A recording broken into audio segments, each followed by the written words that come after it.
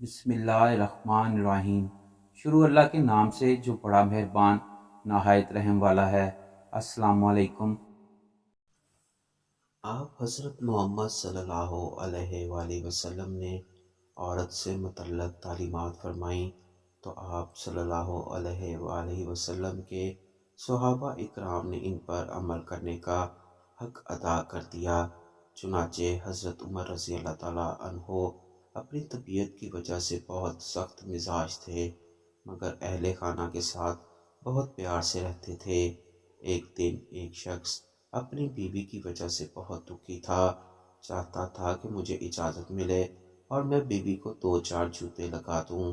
چنانچہ وہ شخص حضرت عمر رضی اللہ تعالیٰ عنہ کے پاس اپنی بیوی کی بد اخلاقی کی شکایت کرنے کے لیے آیا۔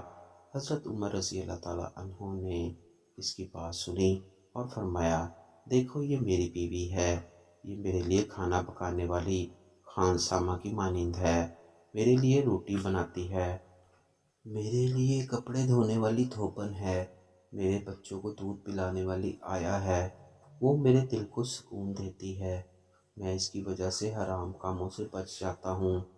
سبحان اللہ۔ یا اللہ، اگر شوہر کو بیوی کبھی کچھ گھریلو ذمہ داریوں میں الجھنے کی وجہ سے کچھ کرخت بات کہہ دیتی ہے تو شوہروں کو اپنی بیویوں کی بات سن کر ان سے نرم سلوک کرنے کی توفیق عطا فرما۔ آمین۔